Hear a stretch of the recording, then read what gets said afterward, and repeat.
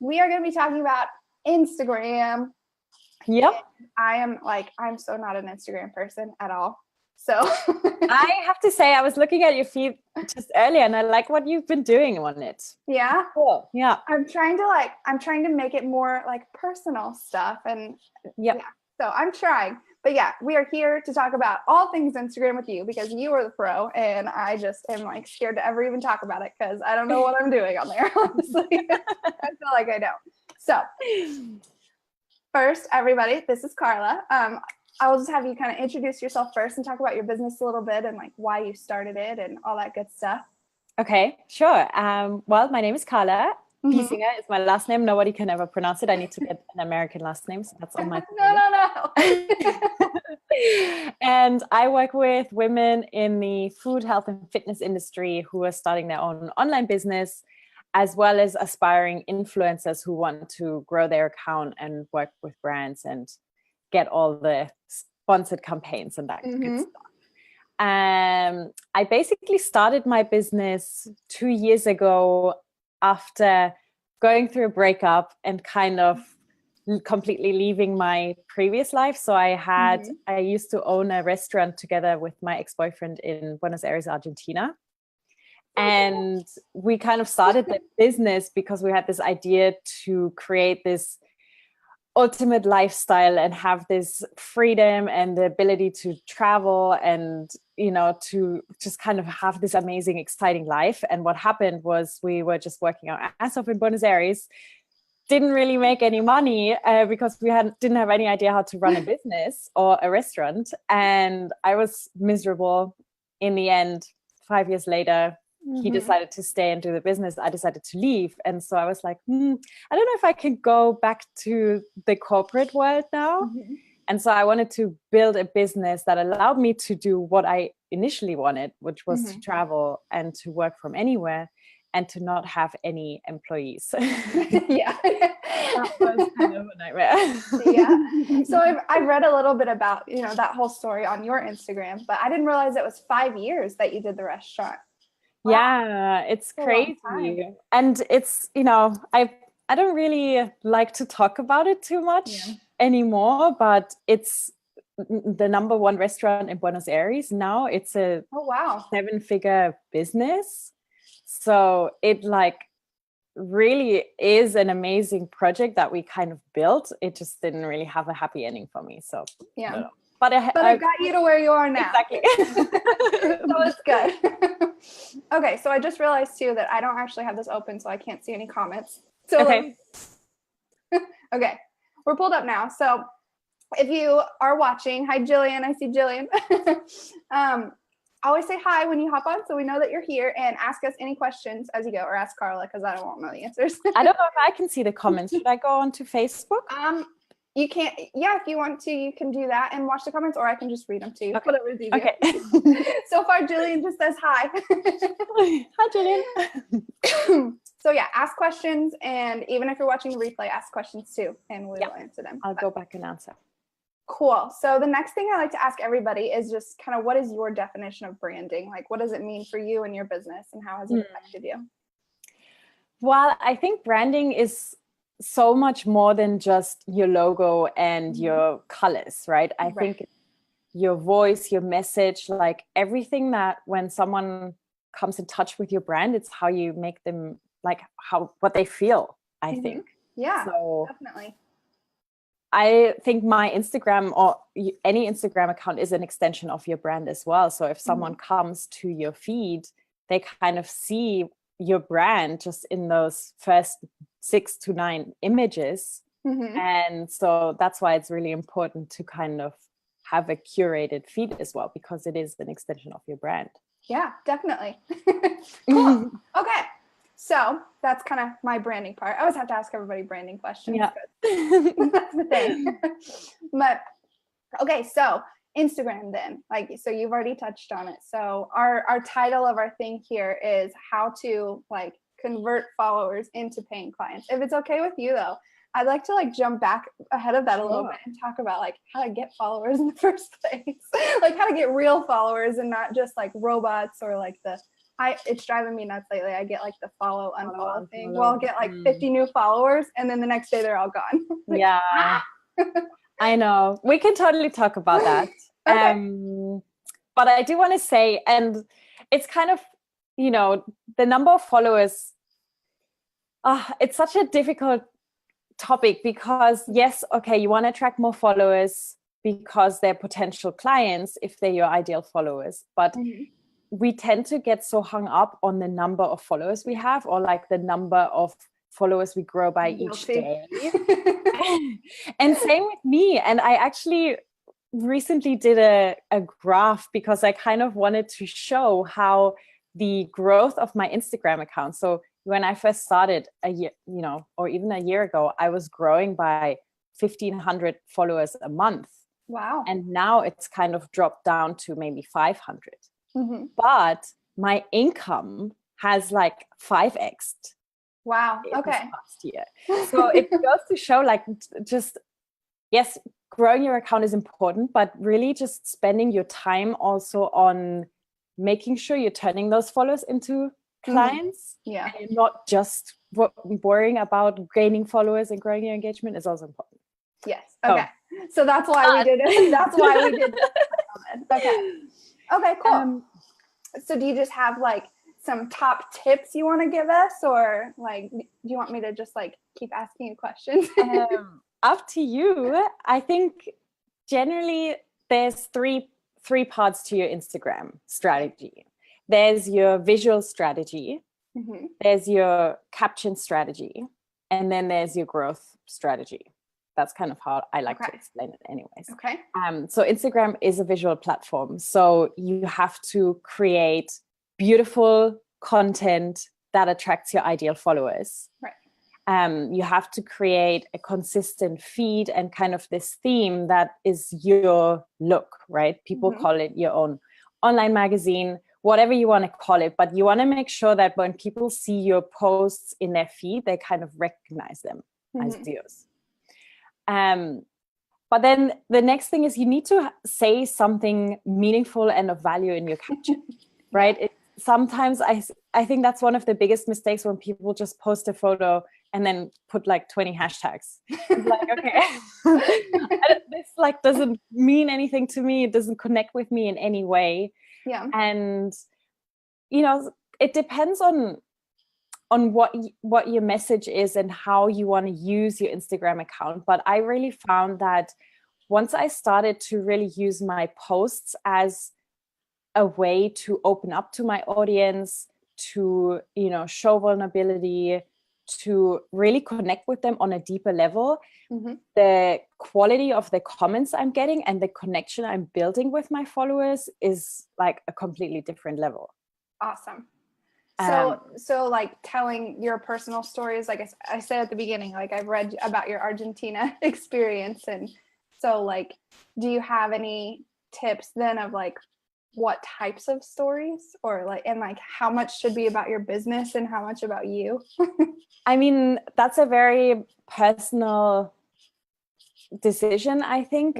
I feel like you have to, on Instagram, you have to connect with your audience over something else than just your business. Right. So if, you know, you only give branding tips, then that's great, but it's not really letting me connect with Brooke.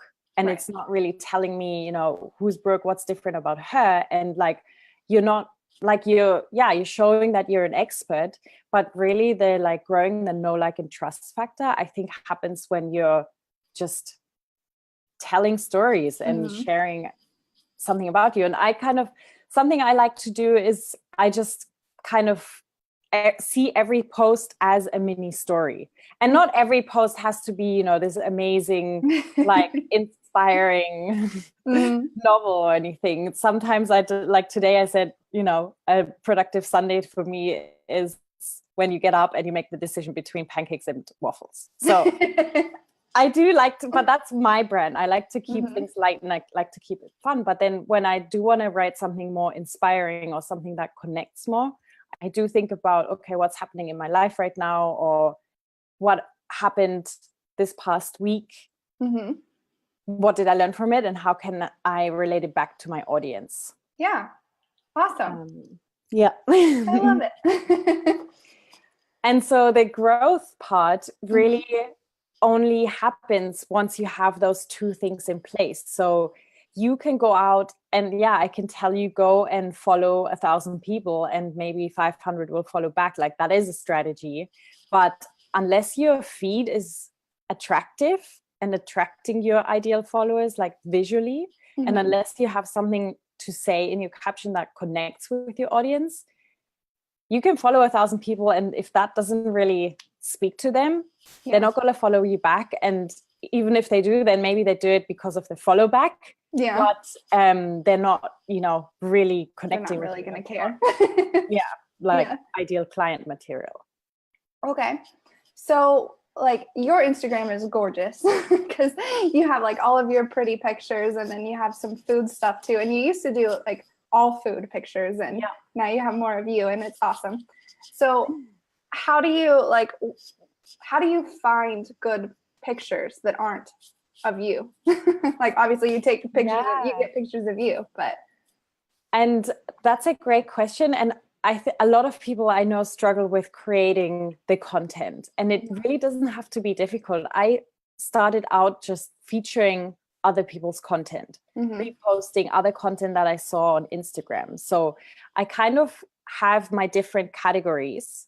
It's easy for me now because there's only two. There's me and then there's food. And I know after 2 years that my audience is really crazy about pink smoothie bowls, waffles, and pancakes. So that's kind of the content I source.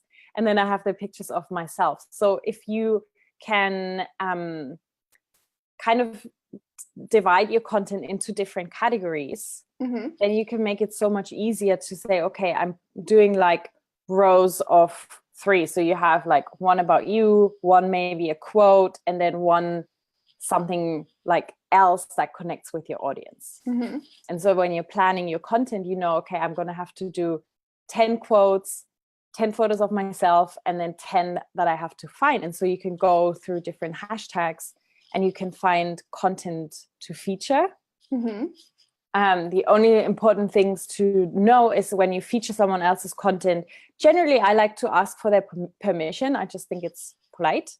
And then you want to tag them in the post and then mention them in the caption just to kind of give them credit. Yeah, we don't want to steal people's stuff for sure. Nope. And then the one app I couldn't live without is Plan. So it's PLANN. Which is like a visual planner. So you can upload all your posts, you can drag and drop them until you're happy with the way the feed looks. You can schedule them. It doesn't post automatically. So there are other apps that do, but this is kind of, I've been using this app since it came out. The owner who founded it is this awesome girl from Sydney. So I just I'm like spreading the word for them everywhere. Yeah, that one's really cool. You actually told me about that one a long time ago. And I've been using that one too. And then I tried, what's the other? Planoly. That does automatically post. But I feel like I didn't like it automatically posting because I would like forget about it. And then be like, what's happening? And I'd have to go back and just do it anyway. I like, going in and doing it myself, but that one does. It works well and it automatically posts, but I like Plan also. I'm going to type it in for anyone watching and anyone that just joined, because I saw a few people just joined. Make sure and type in your questions and say hi and let us know that you're here. And the website, it's Plan That, right? Yep. planthat.com. Okay. So I just typed that in for everyone to have, but okay, cool. So I kind of interrupted you there. You were talking about like the growth strategy and then I jumped back to pictures. Sorry. No, that's fine. And that's the thing, like once you know who your ideal follower or your ideal client is, you kind of can figure out, okay, what hashtags are they using? What other accounts are they following? Like what, big names in your industry, any competitors or just influencers. And then that's how you find them and that's how you connect with them. So I think when you're finding new accounts to follow or to engage with, it's one of my favorite strategies is going to a competitor's account and just having a look at the comments they're getting on their posts. Okay. And then kind of going and checking out the comments, clicking over to those people's profile, because they're already showing that they're active and engaged. Yeah. And they're engaging with other people. They're engaging with content that's similar, or like a business that's similar to mine. So it's kind of like you're like sieving out or filtering out the like passive people, and you're going directly for the ones that okay, they're actually that's so smart, because I've done it kind of like the opposite way and just go to like competitors or whoever else and like just look at their followers and kind of click through there, which takes freaking forever. But like, you're right, I have no idea which ones are engaged. Duh, just look at the comments. That makes so much sense. Sometimes I even just kind of leave a comment on someone else's comment, and then you can already kind of start building a relationship that way. And then the next logical step is just like, okay, follow them and they follow you back. I love it. That's so, like, I feel like I make Instagram so much harder in my head than it really needs to be. I like overanalyze it. But that's super helpful. I love that one. Like, how did I not think of that? What's working well as well, if you're really just wanting to grow your following, giveaways work really well. Okay. If you partner up with brands, obviously you want to do something and partner up with a brand that's kind of relevant to your audience. Right. But I have a client who grew her following to 80,000 just by doing these big giveaways. So it kind of depends on what your end goal is, right? If you're an influencer and you want to work with brands, then yes, you need to have a larger following if you want to make more money. If you're a business owner and you really want to connect with clients, unless you're looking for that social proof and can say, okay, I have 50,000 followers. I actually think having the smaller accounts with the smaller following are so much more engaged than the bigger ones. And you're able to really connect with more of your followers because there aren't as many. Yeah, that's so true. That's so true. I've noticed that too. And like, sometimes I'll look at accounts, I'm like, oh my gosh, they have so many followers. But then they'll have like 30,000 followers and then get like 15 likes on their pictures and no comments. I'm like, oh, well, I don't really want that. No. So that makes perfect sense. I had a question and then I forgot what it was. So maybe I'll think of it again in a second. But okay, that's really cool though. So that's definitely important, getting engaged ones. So, I know what it was. I was going to ask about stories. So, and I know I've asked you this question before, but just like for everyone else, like how important do you feel like stories are? So important. Yeah. Yeah. I knew the answer already. Yeah. And I think, you have your feed that's so like perfectly curated and styled, and it's nothing like your real life. And then you have your stories where you can show your face, where you can do the little videos and the behind the scenes, and where your audience is really getting to know you. And so I've been talking to a few coaches actually who've been asking me, I don't really want to do Instagram. I kind of want to outsource it. And I think there's certain parts that you can outsource, like the posting or the engaging and finding new followers. But your stories, you just kind of have to show your face. You can't really outsource that. And they don't have to be, I actually think you shouldn't do too many. Like, you see the bars on top, and when they're like this small, I'm already out of there because it's you don't want to watch that much stuff. So you want to make sure whatever you're posting in your stories is still interesting. It's interesting to your audience and not just to you. And you just, I feel like, put yourself in your followers' shoes. How much do you really want to see of someone else's stories and life? So I kind of think if you can do 3 to 8 a day, that sounds like a lot. I'm like, oh my gosh.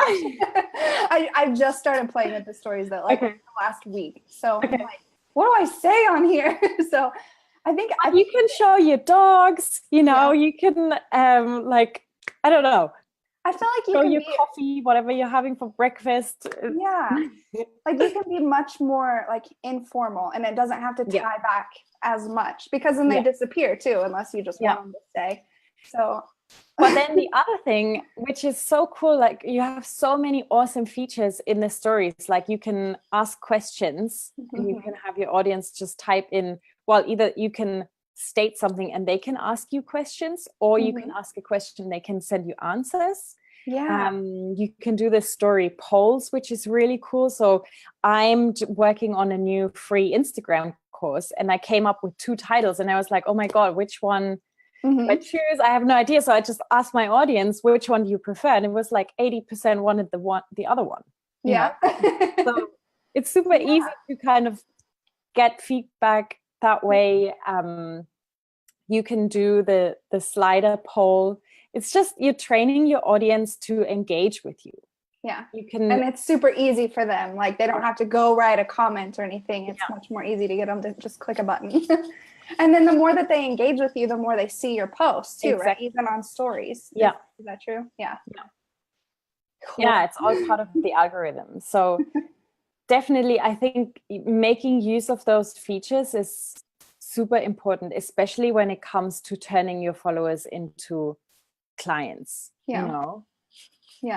It's just an easy in to kind of see, okay, who's actually watching what I'm doing, because the people who are leaving comments on your posts aren't necessarily always the people that are super interested in your offers. True. Like I've had people book discovery calls with me who've told me, they watch all my stuff and I've never seen a comment from them. So they weren't even on my radar at all. So that's so true. I feel like a part of that is, and this is just my opinion, so people might completely disagree, but I was saying before, like stories are much more like informal, where like I kind of do the same thing. There's like these coaches that I would want to work with. I've never commented on any of their stuff, but I watch like every single story that they have. Like I know everything about them. I'm like a creepy stalker, but I've never actually commented, so they probably have no idea who I am. So that makes perfect sense. Like I feel like the more opportunities you can give people to like follow you and see what's going on, the better. Like, I'm still kind of scared of stories, but I'm getting better. Like you'll get there. You'll get there, and then it kind of becomes normal, You're like, oh my God. And I'm now this person where I'm like, oh my God, I have to take a quick story photo of my story. Is super annoying.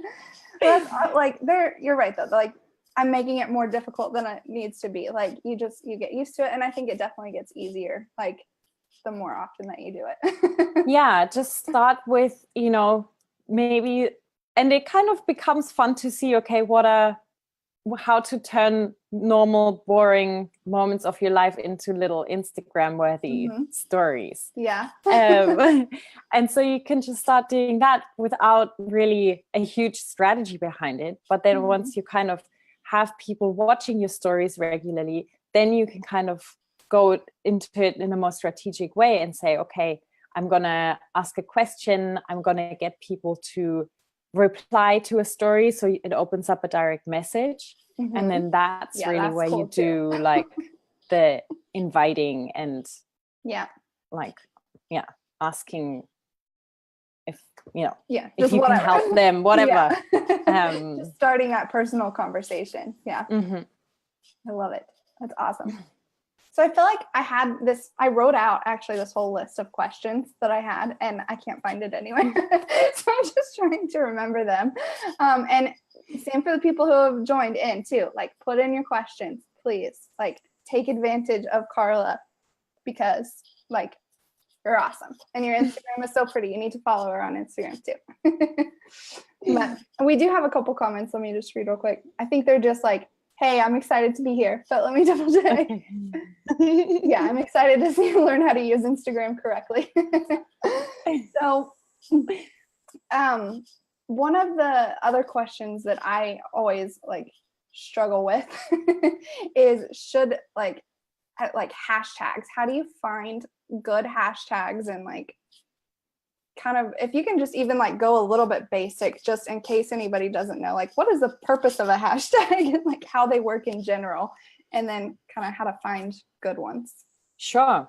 So hashtags are basically your way to get discovered on Instagram. So yeah, it's really that simple. Yeah. So it's just a way to get found. You can include up to 30 hashtags per post. You can post them either in your caption or in your comments. So Instagram, there's like always all these debates, where should you put them? Instagram actually states it on their website that you can post it in either the caption or in the comments. I like to put mine in the comments because I just feel like it cleans up my captions. Yeah, it makes it look prettier. And I'm so gonna start doing that too. So the hashtags are time sensitive. So basically, when you upload a post with the hashtag branding, for example, then your post will appear on top of that hashtag's feed. Now, every time someone else posts a post and uses the hashtag branding, their post will appear in front of yours. And so yours kind of moves down the feed until it kind of disappears. Yeah. And so the biggest mistake is people think the bigger the hashtag, the better. Right? Okay. Yeah. But actually, it's the complete opposite. So if you're using huge hashtags where people are uploading hundreds of photos every second, then when you post, by the time you refresh, your post has already disappeared. So your chances of getting found are pretty much non-existent. Yeah, tiny. Yeah, tiny. Okay. So I generally recommend using a mix of different hashtag sizes. Okay. So anywhere, you don't want to use hashtags that are really tiny because no one's looking at them. So I recommend basically doing different hashtag sets, right? Okay. So you don't have to kind of come up with hashtags every single time you post. And so you maybe, depending on what your categories are, you might have like, I have one on breakfasts, I have one on, intentional entrepreneur stuff, I have one on vegan food bloggers. So if you can kind of categorize your content in a way, and then you can create hashtag sets around those categories. Yeah. And you can save those like in plan, right? So you don't have to like, and just you automatically can save them in plan, or I save them in my notes section. And so when I post, I then go and quickly copy my hashtags and then paste them in a comment. Cool. So size wise, I generally recommend going anywhere between 10,000 would be the smallest one I would use, to 500,000-600,000. Okay. Yeah. So I do have branding as one of mine. I'm like, okay, so I probably need to take that one out. That's not helping me. It's not hurting anything, but it's taken up one of my 30 spots. Yeah. And it's cool. Like I have a client who booked her first $800 client, whose client found her by searching for personal trainer Rayleigh, the hashtag. That's how she found her. Yeah. So it goes to show, like, if you can be really specific, and obviously if your business is in a certain location and you're looking for clients in your area, then definitely using the city, like the name of your city in the hashtag. Like I was in Paris, I was looking for a photographer, and so I just searched hashtag Paris photographer, and I found a whole bunch that I was able to contact.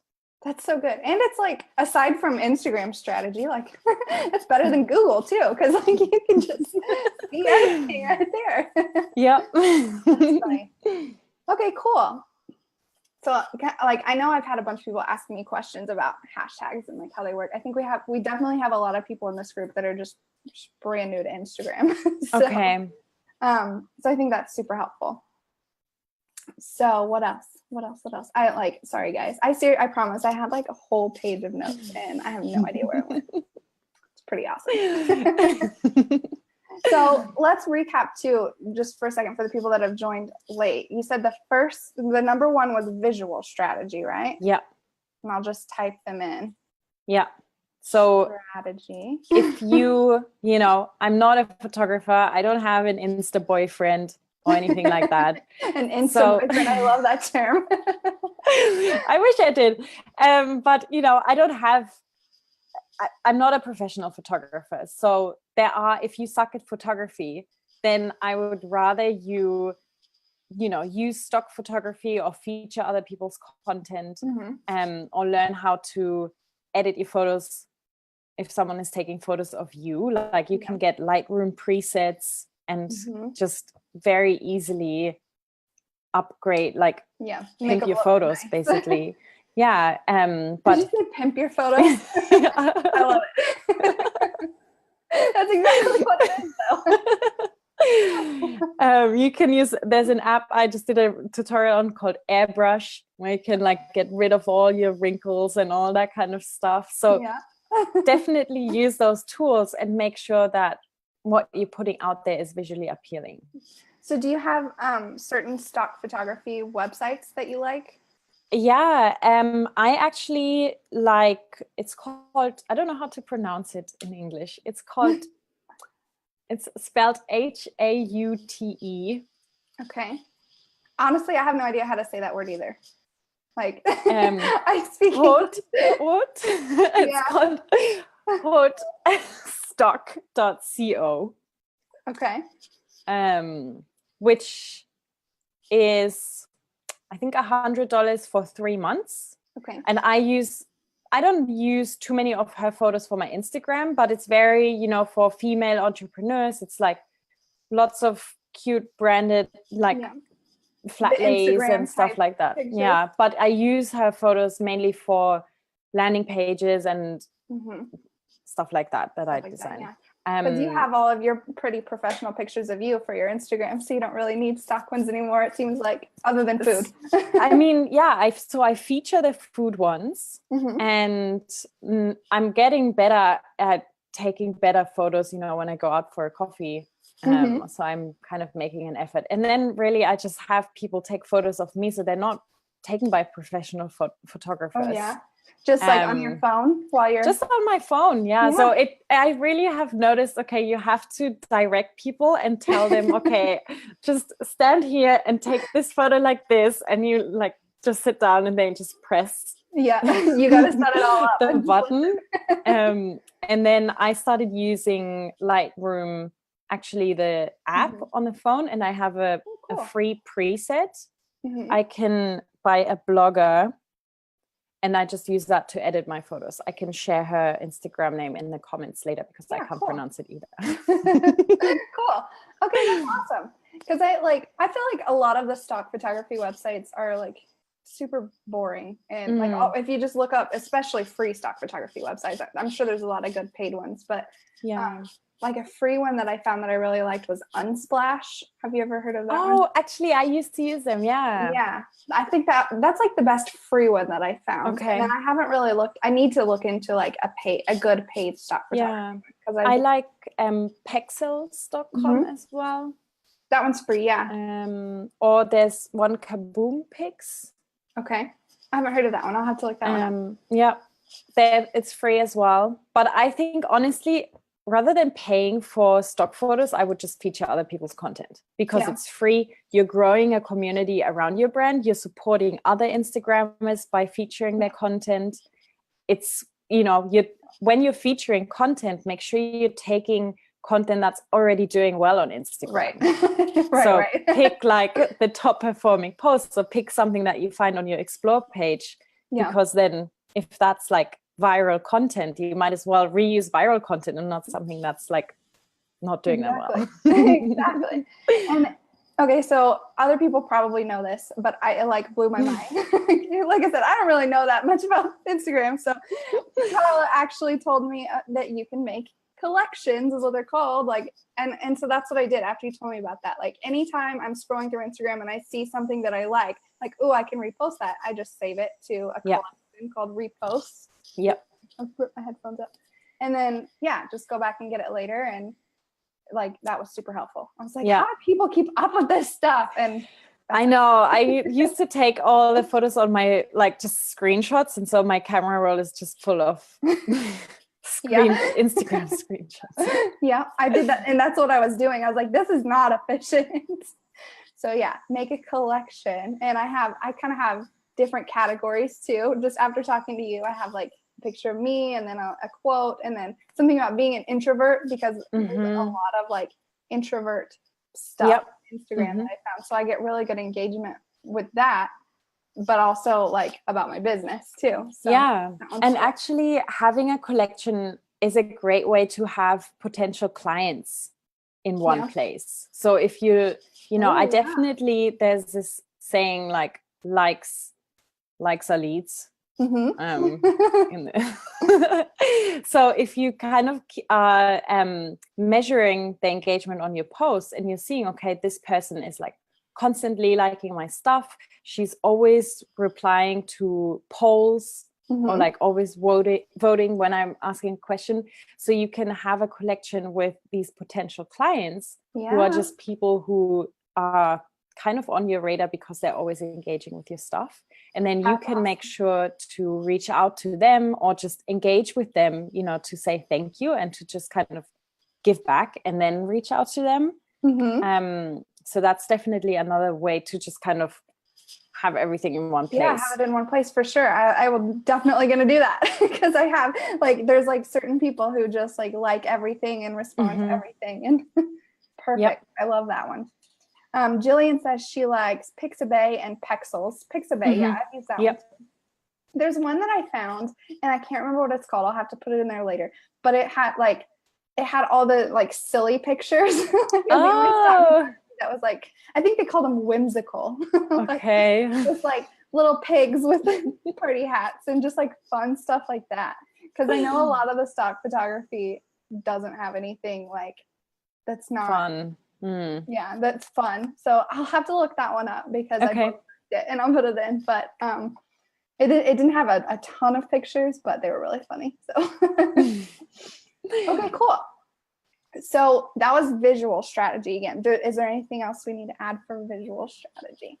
How do you feel about the people who like split up one picture into like 9 different pictures? I think it's cool. I mean, it looks really cool on your feed. You have to kind of keep in mind how it looks, like how the individual posts look. Yeah. Because if you have like half of your hair. Yeah. So that's kind of tricky, and it obviously involves a lot more planning. So I'm not into that. Yeah. But I do think they look really cool and they look really different. So if you're good at, you know, creating this kind of stuff, you can create it in Photoshop probably and just break it up into squares.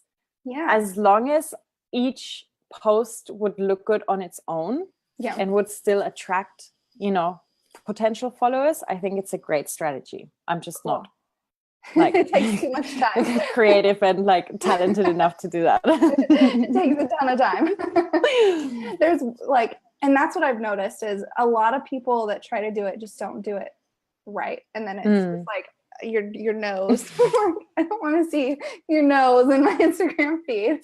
But there's one girl in particular, is another branding girl, Lexi D'Angelo. And that's not her Instagram name though. It's like, I forget what her Instagram is, but she does a really good job. Like each post individually is, and then when you go look, every time I see her in my feed, I go and click over to her profile just to see how, because hers isn't like just 9 pictures and then another stack. It's like the whole thing. It That's like builds on top of each other. It's really cool.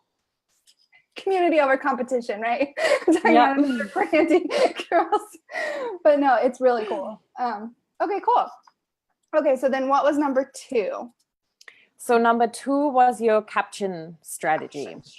Okay, so we talked about like all the hashtags and sharing personal stories. And I think it comes down to, well, first of all, defining, again, having like the different categories, and you can have visual categories and then you can have the caption, like content categories. And that really depends on your brand and on your voice and how you want to connect with your audience. So I know for me, it's like one of my topics is self-doubt and like worrying and stuff. So I know, and that's just kind of, you take every post you put out there as data and analyze how it does, analyze the comments you're getting and how your audience responds to them. So I started seeing, like, once I really put myself out there and started posting more like personal and being more vulnerable, I was getting comments, like paragraphs. Wow. People just, where you see, okay, this stuff clearly resonates with them. So I'm going to do more of it. Yeah, that's definitely important. Like keeping track of like having just the strategy behind it, not just, okay, think of a cool caption, but like analyzing the data. Data. How do you say that in Germany? Data. So I always thought in American you say data, so I say data, but I always say data. Okay. That's what I say. Okay, so Jillian says, do you have any advice on what to post for people who have businesses in a more esoteric realm and not product, food, or weight loss? So like purely service and not an actual thing. Is that what I think that's what she means? Like, and that was a question I had earlier too, the one that I forgot. Oh, okay, cool. When you're talking about like the giveaways and stuff. So, and we'll answer Jillian's question too, but like if you don't have an actual thing or like pretty food and stuff, there's only so many pictures. I know this is a struggle of mine too. There's only so many pictures of my face that I want to post on Instagram over and over again. So like quotes is one that I found, but like, do you have any other advice on what type of photos? I think this is the reason why my Instagram account grew really quickly, is because I have this like shared passion for food that I share with my audience. Yeah. So we connect over this on like a completely different level. Yeah. And so I can put in those pictures and it makes sense for my brand because I'm working with people in food, health and fitness. So if, some people, actually there's a girl I can share with you who I think is doing a really good job. Yeah. So like while you're looking that up, one of the things that I was talking about a second ago that I do is I talk about like being an introvert, and because that's like a huge part of my business and something I talk about a lot. And so I think just like something that's part of who you are that affects how you run your business, but isn't necessarily about your business. Yeah. I mean, it could be literally anything. Like if you have dogs and if your dogs are a huge part of your life, then why not have some cute puppy pics? There's P.S. New York. I don't know if you follow her. It's literally ps.ny.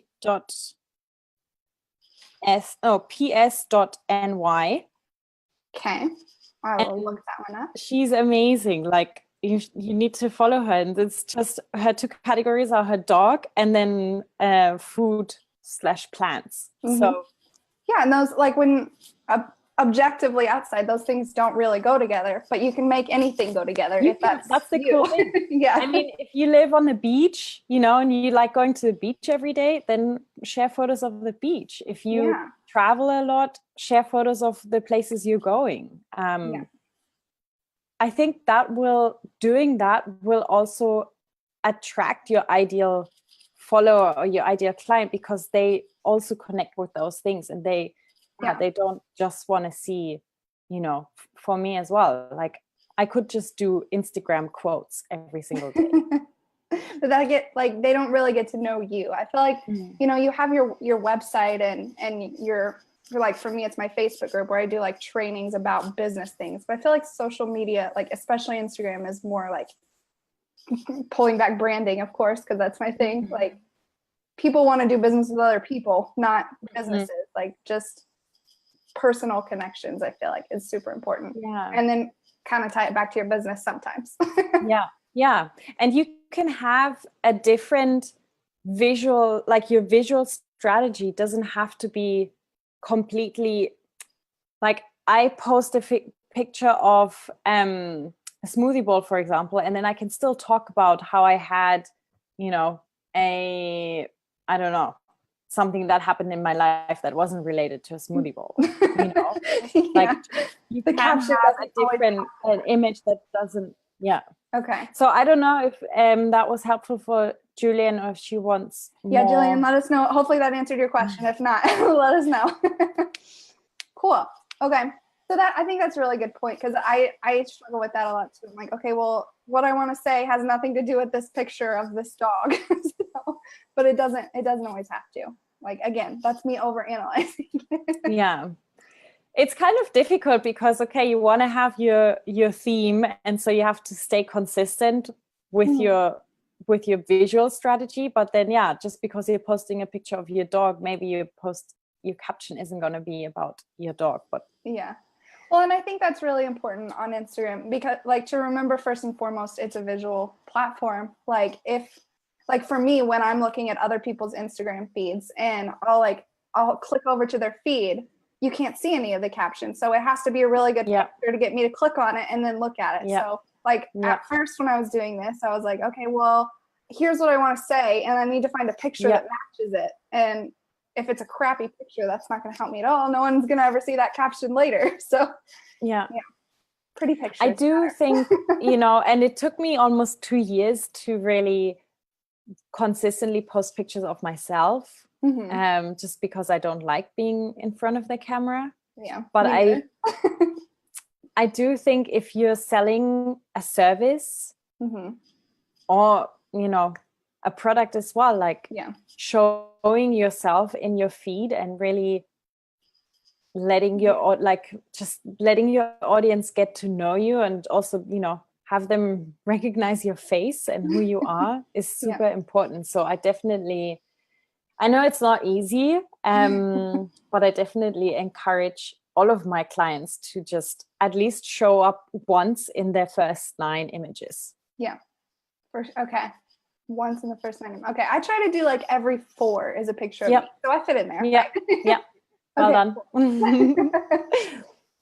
Okay. Jillian says, I was following an Instagram teacher who had said to be very specific about your biz and nothing else, but I really like those ideas. Yeah. I mean, I feel like Instagram is just more about that connection. Humans want to learn about other humans. And if they want to know more about your biz, we haven't talked about that either too. Like, how important is your bio, and like what you should link to. So at least for me, when I'm looking at other people's stuff, I don't really want to see all the crap about their business on their Instagram page. I want to see who they are. And then if I like them, then I'll go check out their business stuff. Yeah, so just exactly. Make it really easy to find your business stuff in your bio, and you can still sprinkle in, bits of your business, and you can still position yourself as an expert, and you can, use your Instagram stories to invite people to your freebies, or I do a lot of Instagram lives, but I very rarely sell on my Instagram feed. It's just people don't go to Instagram to be sold to. Right. So that makes sense. And I think, like you said, I think you can, like, sometimes if it's something, important. Yeah. And the stories, like, I feel like the stories are much easier to say, hey, I'm doing this, come over here. And then it disappears, and it's not like on your feed forever. Yeah. So I kind of do maybe 1 promotional post per week maximum. But then a lot of the time it's something free, that's going on. Yeah. I am relaunching my Instagram course in September, so I am going to be doing more promotional stuff. But that is mainly going to be happening in the stories. Yeah. But there's going to be like a couple of posts about it. But I always notice, like, even the other day, I just asked for help with a survey. And I don't know if it's the algorithm, but even that post, and it wasn't promoting anything. It was just, I was doing a survey in my Instagram stories. And that post only reached about 1,000 people. So Instagram wasn't even showing it to my followers. Yeah. And every time I do a sales post, it doesn't do well. Yeah. Because that's not what it's for. So that makes sense. And I thought of another question too. It doesn't really go with captions, but you mentioned how often you are posting in your story. So like, how often do you post in your feed? Like, I've heard a lot of people say at least once a day. Is that kind of what you feel like? Yeah, I do about once a day. I generally have realized that even if I don't post for a couple of days, it's okay, and Instagram is still there when I come back. So I'm learning to like take the pressure off, and I never post on Saturdays now, so that's just kind of like my your day off. I do think, yeah, you want to show up consistently. Every time you post and you're using hashtags, you are being exposed and you're growing.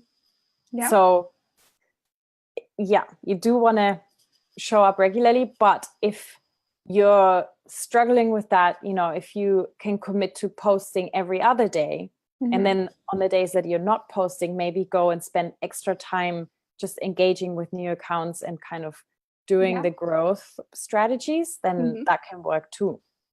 So when you use Plan, you were talking about how you do it to, you know, set up your visual feed. When, like, how far in advance do you plan it out? Do you do like just a week or like a full month, or? No, I do like my next 4 posts. Okay. Visually, I don't even plan out my captions at all. Okay. So but that makes me feel better, because that's like when I first started using those, I was like, I'm going to plan out a whole month. And with the captions, I was like, okay, this took forever. And then I found too, like by the time I actually got to that one where I was going to post it, I was like, I don't want to talk about this right now. Yeah. So that's what I kind of started doing too. Like I plan out the photos and then just whatever I want to stay with it. Yeah. I keep a section on or I just keep a note section on my phone where whenever I have an idea about a caption I want to write, I just put it in there. And then when I have like one of those days where I'm like, oh, I don't know what to post about, I can kind of go back and then get inspired again. That's a good idea. Cool. Okay. Okay. So, and then you just mentioned the number 3 was the growth strategy. So going in and engaging with other people's content, not just being Instagram selfish. Give love to get love. Yes. And that's something that I've had to change recently too. Like I'm super stingy with Instagram likes. Like even just liking stuff, it has to be like amazing for me to like it. And I need to not be like that. I need to quit being stingy. Yeah. And don't forget about your current followers. You know, if I don't know about you, but usually I tend to follow people back when they follow me and I can see that they're my ideal clients. I generally tend to follow back.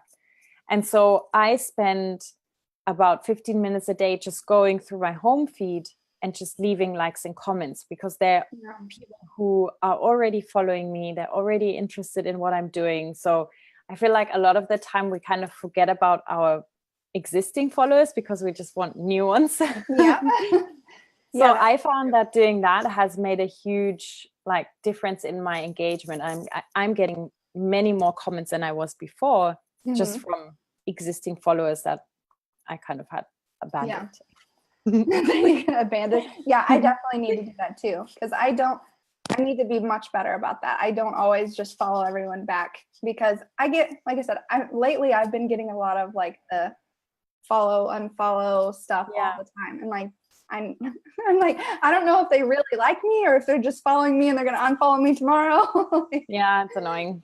So I think what you said though, like go into their feed and see if they're like an ideal client or just somebody that you would want to follow in general. Like I need to do a better job of that for sure. Cool.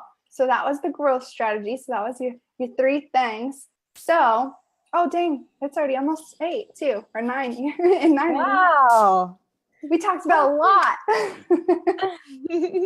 So before we hop off, then you want to talk about you had a freebie, I think, that you gave us to put in here, and then your Instagram course is launching too.